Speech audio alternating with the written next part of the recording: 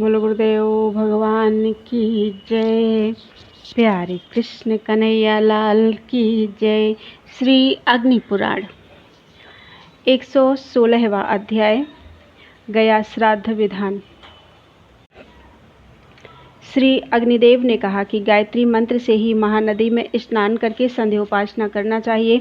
प्रातःकाल गायत्री के सम्मुख किया हुआ श्राद्ध और पिंडदान अक्षय होता है। सूर्योदय के समय तथा मध्याह्न काल में स्नान करके गीत और वाद्य के द्वारा सावित्री देवी की उपासना करना चाहिए। फिर उन्हीं के सम्मुख संध्या करके नदी के तट पर पिंडदान करना चाहिए। उसके बाद अगस्त्य पद में पिंडदान करना चाहिए। फिर योनि द्वार ब्रह्म योनि में प्रवेश करके निकले, इससे वह फिर माता की योनि में नहीं प्रवेश करता, पुनर्जन्म से मुक्त हो जाता है। तत्पश्चात काकशिला पर बलि देकर कुमार कार्तिकेय को नमस्कार करना चाहिए।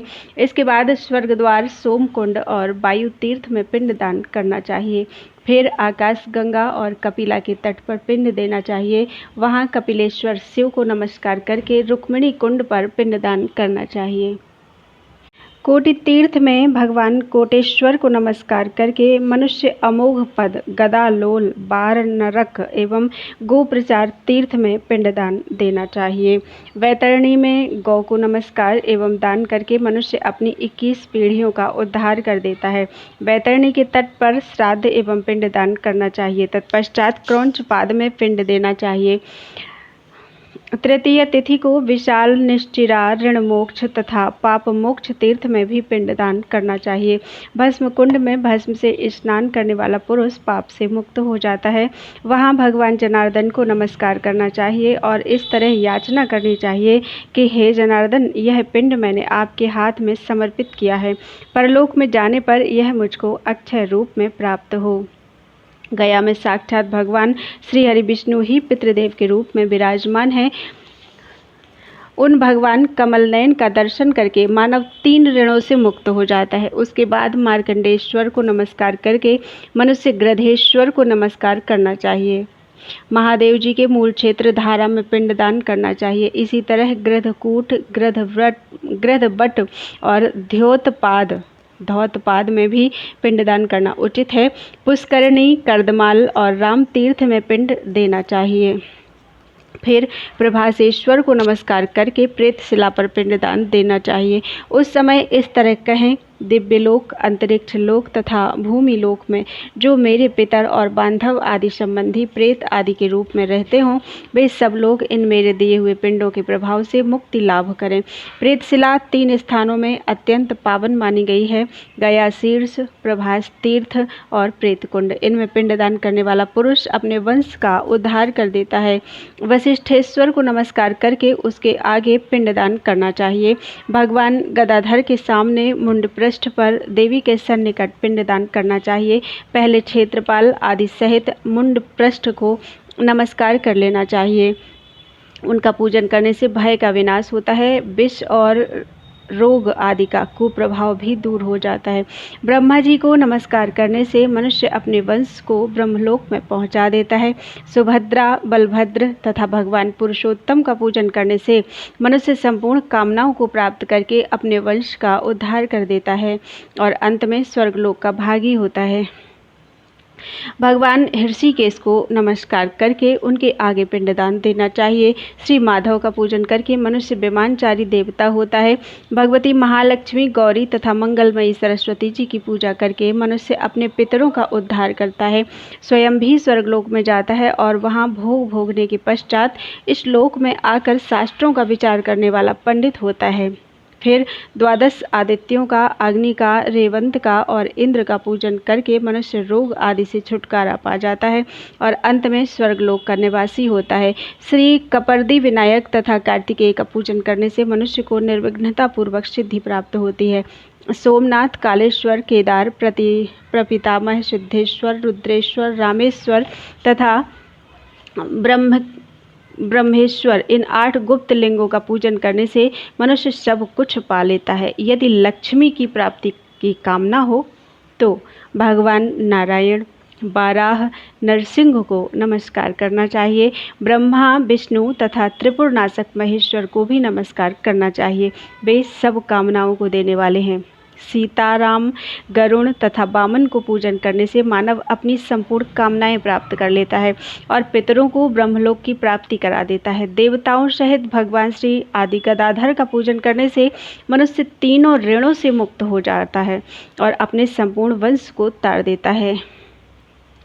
जहाँ प्रेत शिला देवरूपा होने से परम पवित्र है, गया में वह शिला देवमयी ही है।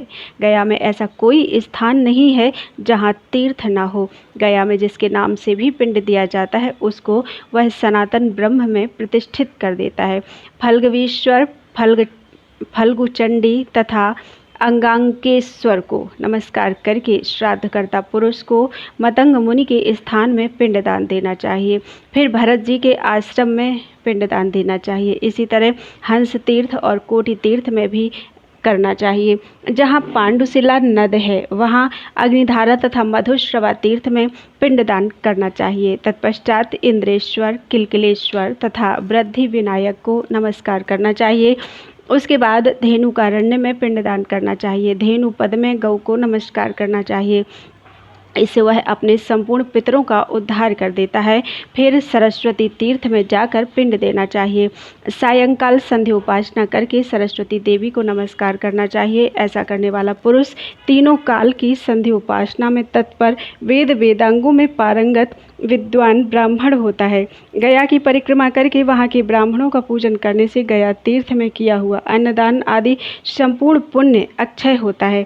भगवान गदाधर की स्तुति करके इस तरह याचना करनी चाहिए, जो आदि देवता गदा धारण करने वाले, गया के निवासी तथा पितर आदि को सद्गति देने वाले हैं, उन योगदाता भगवान गदाधर को मैं धर्म, अर्थ, काम और मोक्ष की प्राप्ति के लिए नमस्कार करने जा रहा हूँ। वे देह, इंद्रिय, मन, बुद्धि, प्राण और अहंकार से शून्य हैं, नित्य शुद्ध बुद्ध, मुक्त, द्वैता शून्य तथा देवता और दानवों से वंदित हैं। देवताओं और देवियों के समुदाय तथा उनकी सेवा में उपस्थित रहते हैं। मैं उनको नमस्कार करने जा रहा हूँ। वे कली के कलमश अर्थात पाप को और काल की पीड़ा का विनाश करने वाले हैं। उनके कंठ में बनमाला सुशोभित होती है। संपूर्ण लोकपालों का भी उन्हीं के द्वारा पालन होता है। वे सबके वंशों का उद्धार करने में मन लगाते हैं। व्यक्त और अव्यक्त सब में अपने स्वरूप को विभाजित करके स्थित होते हुए भी वे वास्तव में अविभक्तात्मा ही हैं। अपने स्वरूप में ही उनकी स्थिति है। वे अत्यंत स्थिर और सारभूत हैं तथा भयंकर पापों का भी मर्दन करने वाले हैं। मैं उनके चरणों में मस्तक झुकाता हूँ। हे देव भगवान गदाधर, मैं पितरों का श्राद्ध करने के निमित्त गया में आता हूँ। आप यहाँ मेरे साक्षी होइए। आज मैं तीनों ऋणों से मुक्त हो गया। ब्रह्मा और देवाधिदेव भगवान श्री शिव शंकर आदि देवता मेरे लिए साक्षी बने। मैंने गया में आकर अपने पितरों का उद्धार कर दिया। श्राद्ध आदि में गया के इस महात्म्य का पाठ करने से मनुष्य ब्रह्मलोक का भागी होता है। गया में पितरों का श्राद्ध अक्षय होता है, वह अक्षय ब्रह्मलोक देने वाला है। इस प्रकार महापुराणों में श्रेष्ठ श्री विष्णु वामपाद स्वरूप कृष्ण द्वैपायन भगवान व्यासकृत अग्नि महापुराण अंतर्गत आगत विषयों का विवेचन संबंधी 116वां अध्याय पूरा हुआ। बोलो वृंदावन बिहारी लाल की जय। अध्याय 117 श्राद्ध कल्प। श्री अग्निदेव ने कहा कि महर्षि कात्यायन ने मुनियों से जिस तरह श्राद्ध का वर्णन किया था उसको बतलाता हूँ। गया आदि तीर्थों में विशेषतः संक्रांति आदि के अवसर पर श्राद्ध करना चाहिए। अपराह्न काल में अपर पक्ष अर्थात कृष्ण पक्ष में चतुर्थी तिथि को अथवा तत्पश्चात की तिथियों में श्राद्धोपयोगी सामग्री एकत्रित कर श्रेष्ठतम नक्षत्र में श्राद्ध करना चाहिए। श्राद्ध के एक दिन पहले ही ब्राह्मणों को आमंत्रित करना चाहिए। सन्यासी, गृहस्थ, साधु अथवा स्नातक तथा श्रोत्रिय ब्राह्मणों को जो निंदा के पात्र न हों, अपने कर्मों में लगे रहते हों और शिष्ट एवं सदाचारी हों, उन्हें आमंत्रित करना चाहिए। जिनके शरीर में सफ़ेद दाग हों, जो कोढ़ आदि के रोगों से ग्रस्त हों, ऐसे ब्राह्मणों को छोड़ दें। उनको श्राद्ध में सम्मिलित नहीं करना चाहिए। आमंत्रित ब्राह्मण जिस समय स्नान और आचमन करके पवित्र हो जाएं, तो उनको देवकर्म में पूर्वाभिमुख बिठावें। देव श्राद्ध, पितृ श्राद्ध में 3-3 ब्राह्मण रहें अथवा दोनों में 1-1 ब्राह्मण हो। इस तरह मातामह आदि के श्राद्ध में भी समझना चाहिए। शाक आदि से भी श्राद्ध कर्म कराएं। श्राद्ध के दिन ब्रह्मचारी रहें। क्रोध और उतावलेपन से परहेज करना चाहिए। नम्र, सत्यवादी और सावधान रहना चाहिए। उस दिन अधिक मार्ग ना चलें। स्वाध्याय भी नहीं करना चाहिए। मौन रहना चाहिए। संपूर्ण पंक्ति मूर्धन्य अर्थात पंक्ति में सर्वश्रेष्ठ अथवा पंक्ति पावन ब्राह्मणों से प्रत्येक कर्म के विषय में पूछें। आसन पर कुश बिछावें। पितृकर्म में कुशों को दोहरा मोड़ देना चाहिए। पहले देव कर्म फिर पितृकर्म करना चाहिए। देव धर्म में स्थित ब्राह्मणों से पूछें, मैं विश्व देवों का आवाहन करने जा रहा हूँ, ब्राह्मण आज्ञा दें, आवाहन करो। तत्पश्चात विश्वदेवा आगत शृणुताम इमं हवम् इदं बर्हिनिषीदत। इस मंत्र के द्वारा विश्वदेवों का आवाहन करके आसन पर जौ छोड़ें तथा विश्वदेवाः शृणुतेम हवम में ये अंतरिक्षे या उपद्यविष्ठ ये अग्निजिह्वा उत वा यजत्रा आसद्यास्मिन् बर्हिषि मादयध्वम्। इस मंत्र का जप करना चाहिए। तत्पश्चात पितृकर्म में नियुक्त ब्राह्मणों से पूछें, मैं पितरों का आवाहन करने जा रहा हूँ, ब्राह्मण कहें, आवाहन करो। तत्पश्चात उस तस्त्वा इस मंत्र का पाठ करते हुए आवाहन करना चाहिए। फिर अपहता असुरा रक्षांसि वेदिशदः इस मंत्र से तिल बिखेर कर आयन्तु नः इत्यादि मंत्र का जप करना चाहिए। इसके बाद पवित्र सहित अर्घ्य पात्र में शम नो देवी इस मंत्र से जल डालना चाहिए। तत्पश्चात यवोसी इस मंत्र से जौ देकर पितरों के निमित्त सभी जगह तिल का उपयोग करना चाहिए। पितरों के अर्घ्य पात्र में भी शम नो देवी इस मंत्र से जल डालकर तिलोसी सोमदेवत्यो गोशवे देव निर्मितः प्रत्नवद्धिः प्रत्यः स्वधया पितृन् लोकान् प्रणीह नः स्वधा इस मंत्र को पढ़कर तिल डालना चाहिए। फिर श्रीश्च ते लक्ष्मीश्च पत्न्यावहोरात्रे पार्श्वे नक्षत्राणि रूपम् अश्विनौ व्यात्तम् इष्णतृष्णामु म ईशान सर्वलोकम म ईशान इस मंत्र से अर्घ्य पात्र में फूल छोड़ें। अर्घ्य पात्र सोना, चांदी, गूलर अथवा पत्ते का होना चाहिए। उसी में देवताओं के लिए सव्य भाव से और पितरों के लिए अपसव्य भाव से कथित वस्तुएं रखनी चाहिए। एक एक को एक एक अर्घ्य पात्र पृथक पृथक देना उचित है।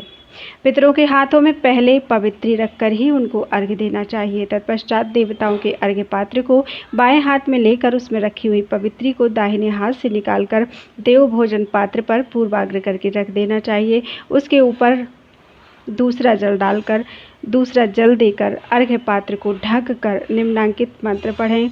ओम या दिव्या आपः पैसा संबभूर्बुर्या अंतरिक्षा उत पार्थिवीर्या हिरण्यवर्णा यज्ञियास्ता न आपः शिवाः शमस्योना सुहवा भवन्ति। फिर जौ कुश और जल हाथ में लेकर संकल्प पढ़ें। ओम अद्यामुक गोत्राणाम पितृपितामह प्रपितामहानाम अमुक कामुक शर्मणाम अमुक श्राद्धा संबंधिनो विश्वे देवाः एष वो हस्तार्घ्य स्वाहा। ऐसा कहकर देवताओं को अर्घ्य देकर पात्र को दक्षिण भाग में सीधे रख देना चाहिए। इसी तरह पिता आदि के लिए भी अर्घ्य देना चाहिए। उसका संकल्प इस तरह है, ओमद्य अमुक गोत्र पितः अमुक शर्मन अमुक श्राद्धे एष हस्तार्घ्य ते स्वधा। इसी तरह पितामह आदि को भी देना चाहिए।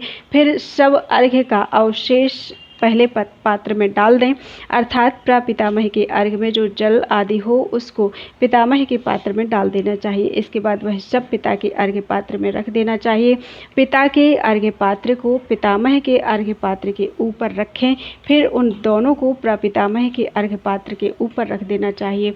तत्पश्चात तीनों को पिता के आसन के वाम भाग में पितृव्य स्थानमसि ऐसा कहकर उलट देना चाहिए। उसके बाद वहां देवताओं और पितरों के लिए गंध, पुष्प, धूप, दीप तथा वस्त्र आदि का दान किया जाता है।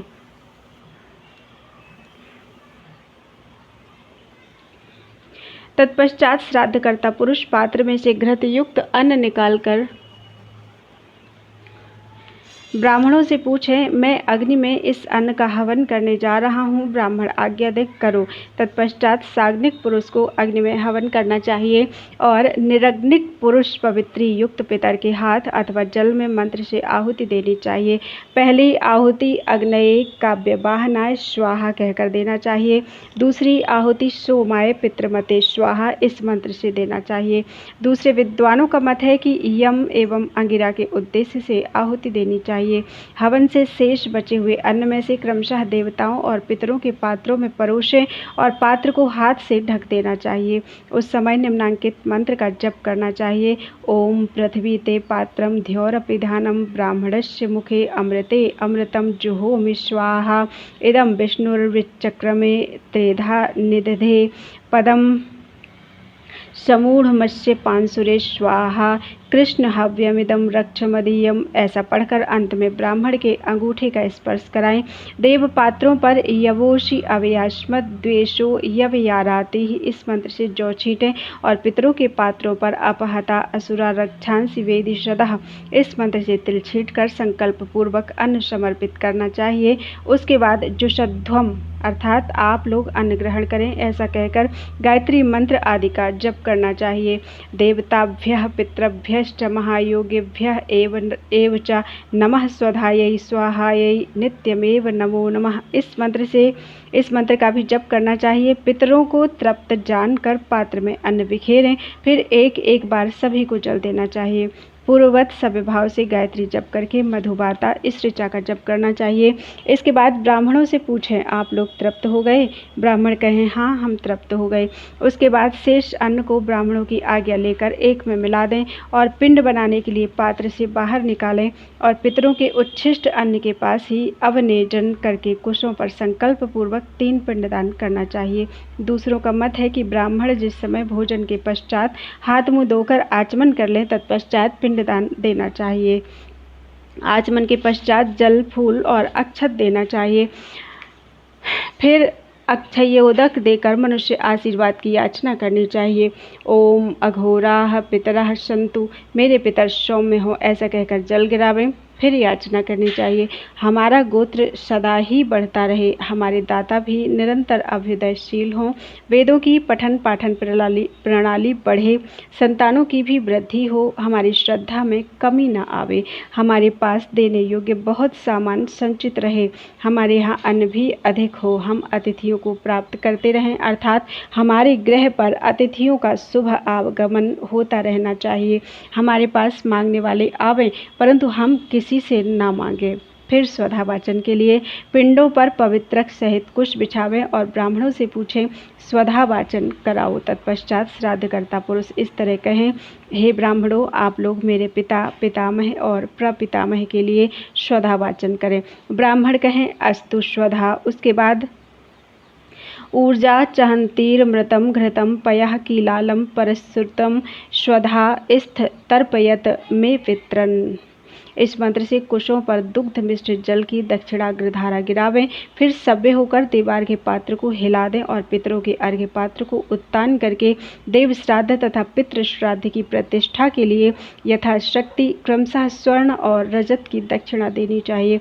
इसके बाद विश्वेदेवाः प्रियंताम ऐसा कहकर देवताओं का विसर्जन करना चाहिए और बाजे वाजेवत वाजिनो नो धनेषु विप्रा अमृता ऋतज्ञाः अस्य मध्वः पिबत मादयध्वं तृप्ता यात पार्थिभिर्देवयानैः इस मंत्र से पिता आदि का विसर्जन करना चाहिए। तत्पश्चात सभ्य भाव से देवताभ्यश्च इत्यादि पढ़कर भगवान का स्मरण करना चाहिए। फिर अपसभ्य भाव से रक्षादीप को बुझा देना चाहिए। तत्पश्चात सभ्य भाव से भगवान से याचना करनी चाहिए। प्रमादात् कुर्वतां कर्म प्रच्यवेताध्वरेषु यत् स्मरणादेव तद् विष्णुं संपूर्णं स्यादिति श्रुतिः यस्य स्मृत्याचनामोक्त्या तपोयज्ञक्रियादिषु न्यूनं संपूर्णतां याति सद्यो वन्दे तमच्युतम् इत्यादि। उसके बाद आ मां वाजस्य इत्यादि मंत्र पढ़कर ब्राह्मण के पीछे पीछे जाएं और ब्राह्मण की परिक्रमा करके अपने गृह में जाएं। प्रत्येक मास की अमावस्या को इसी तरह पार्वण श्राद्ध करना चाहिए। अधुना मैं एक उद्दिष्ट श्राद्ध का वर्णन करने जा रहा हूँ। यह श्राद्ध पूर्ववत ही करना चाहिए। इसमें इतनी ही विशेषता है कि एक ही पवित्रक, एक ही अर्घ्य और एक ही पिंडदान देना चाहिए। इसमें आवाहन, अग्निकरण और विश्वदेव पूजन नहीं होता। जहाँ तृप्ति पूछनी हो वहाँ स्वदितम ऐसा प्रश्न करना चाहिए। ब्राह्मण उत्तर दें सुस्वदितम। उपतिष्ठताम कहकर समर्पित करना चाहिए। अक्षयोदक भी देना चाहिए। विसर्जन के समय अभिरम्यताम का उच्चारण करना चाहिए। ब्राह्मण कहें आभिरताः इष्म से सभी बातें पूर्ववत करनी चाहिए। अधुना सपिंडीकरण का वर्णन करने जा रहा हूँ। यह वर्ष के अंत में और मध्य में भी होता है। इसमें पितरों के लिए 3 पात्र होते हैं और प्रेत के लिए 1 पात्र अलग होता है। चारों अर्घ्य पात्रों में पवित्री, तिल, फूल, चंदन और जल डालकर दिया जाता है। फिर उन्हीं से श्राद्धकर्ता पुरुष अर्घ्य देता है। ये समानाः इत्यादि 2 मंत्रों से प्रेत के अर्घ्य पात्र को क्रमशः तीनों पितरों के अर्घ्य पात्र में मिलाया जाता है। इसी तरह पिंडदान, दान आदि पूर्ववत करके प्रेत के पिंड को पितरों के अर्घ्य पात्र में मिलाया जाता है। इसी तरह पिंडदान आदि पूर्ववत करके प्रेत के पिंड को पितरों के पिंड में मिलाया जाता है। इससे प्रेत को पितृ पदवी प्राप्त होती है। अधुना आभ्युदयिक श्राद्ध बतलाता हूँ। इसकी सब विधि पूर्ववत है। इसमें पितृ संबंधी मंत्र के अतिरिक्त अन्य मंत्रों का जप करना चाहिए। प्रातः काल में आभ्युदयिक श्राद्ध और उसकी प्रदक्षिणा करनी चाहिए। इसमें कोमल कुश ही उपचार हैं। यहाँ तिल के स्थान पर जौ का ही उपयोग होता है। ब्राह्मणों से पितरों की तृप्ति के लिए प्रश्न करते समय संपन्नम का प्रयोग करना चाहिए। ब्राह्मण उत्तर दे सुसंपन्नम। इसमें दही, अक्षत और बेर आदि के ही पिंड होते हैं। आवाहन के समय पूछें मैं नांदी मुख नाम वाले पितरों का आवाहन करने जा रहा हूँ। इसी तरह अक्षय तृप्ति के लिए प्रियताम ऐसा कहें। फिर पूछें मैं नांदी मुख पितरों का तृप्ति वाचन कराऊंगा। ब्राह्मणों की आज्ञा लेकर कहें नांदी मुखाः पितरः प्रियंताम। नांदी मुख पितर तृप्त एवं प्रसन्न हो। माता पितामही, प्रपितामही, पिता पितामह, प्रपितामह और सपत्नीक मातामह, प्रमातामह तथा वृद्ध प्रामातामह ये नांदी मुख पितर हैं। आभ्युदयिक श्राद्ध में स्वधा का प्रयोग नहीं करना चाहिए और युग्म ब्राह्मणों को भोजन कराएं। अधुना मैं पितरों की तृप्ति बतलाता हूँ। ग्राम में अन्न से तथा जंगली कंदमूल फल आदि से 1 मास तक पितरों की तृप्ति बनी रहती है और गाय के दूध एवं खीर से 1 वर्ष तक पितरों की तृप्ति बनी रहती है तथा वर्षा ऋतु में त्रयोदशी को विशेषतः मघा नक्षत्र में किया हुआ श्राद्ध अक्षय होता है। मंत्र का पाठ करने वाला अग्निहोत्री, शाखा का अध्ययन करने वाला, 6 अंगों का विद्वान, त्रिडाचिकेन, त्रिमधु, धर्मद्रोण का पाठ करने वाला, त्रिसुपर्ण तथा बृहत सामना ज्ञाता ये ब्राह्मण पंक्ति पावन अर्थात पंक्ति को पवित्र करने वाले ब्राह्मण माने गए हैं। अधुना काम में श्राद्ध कल्प का वर्णन करने जा रहा हूँ। प्रतिपदा को श्राद्ध करने से बहुत धन प्राप्त होता है। द्वितीया को श्राद्ध करने से श्रेष्ठ स्त्री मिलती है। चतुर्थी को किया हुआ श्राद्ध धर्म और काम को देने वाला है। पुत्र की इच्छा वाले पुरुष को पंचमी को श्राद्ध करना चाहिए। षष्ठी के श्राद्ध से मनुष्य श्रेष्ठ होता है। सप्तमी के श्राद्ध से होती में लाभ होता है और अष्टमी के श्राद्ध से अर्थ की प्राप्ति हो जाती है। नवमी को श्राद्ध का अनुष्ठान करने से 1 खुर वाले घोड़े आदि पशु प्राप्त होते हैं। 10वीं के श्राद्ध से गो समुदाय की उपलब्धि होती है। एकादशी के श्राद्ध से परिवार और द्वादशी के श्राद्ध से धन धान्य बढ़ता है। त्रयोदशी को श्राद्ध करने से अपनी जाति में श्रेष्ठता प्राप्त होती है। चतुर्दशी को उसी का श्राद्ध किया जाता है जिसका शस्त्र द्वारा वध हुआ हो। अमावस्या को संपूर्ण मृत व्यक्तियों के लिए श्राद्ध करने का विधान है। जो दशार्ण देश के वन में 7 व्याध थे वे कालंजर गिरि पर मृग हुए, शरद्वीप में चक्रवाक हुए तथा मानस सरोवर में हंस हुए। वे ही वन में 7 व्याध थे वे कालंजर गिरि पर मृग हुए, शरद्वीप में चक्रवाक हुए तथा मानस सरोवर में हंस हुए। वे ही अधुना कुरुक्षेत्र में वेदों के पारंगत विद्वान ब्राह्मण हुए। अधुना उन्होंने दूर तक का मार्ग तय कर लिया है। आप लोग उनसे बहुत पीछे रहकर कष्ट पा रहे हो। श्राद्ध आदि के अवसर पर इसका पाठ करने से श्राद्ध पूर्व एवं ब्रह्मलोक देने वाला होता है। यदि पितामह जीवित हों तो पुत्र आदि अपने पिता का तथा पितामह के पिता और उनके भी पिता का श्राद्ध करें। यदि प्रपितामह जीवित हो तो पिता, पितामह एवं वृद्ध प्रपितामह का श्राद्ध करना चाहिए।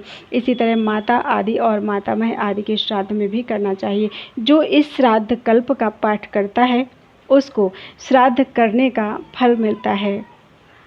श्रेष्ठतम तीर्थ में युगादि और मनवादि तिथि में किया हुआ श्राद्ध अक्षय होता है। आश्विन शुक्ला नवमी, कार्तिक की द्वादशी, माघ तथा भाद्रपद की तृतीया, फाल्गुन की अमावस्या, पौष शुक्ला एकादशी, आषाढ़ की दशमी, माघ मास की सप्तमी, श्रावण कृष्ण पक्ष की अष्टमी, आषाढ़, कार्तिक, फाल्गुन तथा ज्येष्ठ की पूर्णिमा, ये तिथियां स्वयंभुव आदि मनु से संबंध रखने वाली हैं।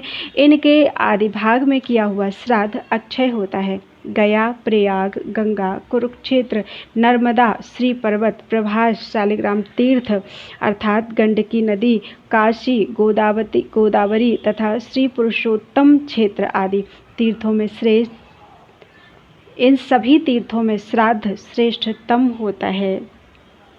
इस प्रकार महापुराणों में श्रेष्ठ श्री विष्णु वामपाद स्वरूप कृष्ण द्वैपायन भगवान व्यासकृत अग्नि महापुराण अंतर्गत आगत विषयों का विवेचन संबंधी 117वां अध्याय पूरा हुआ।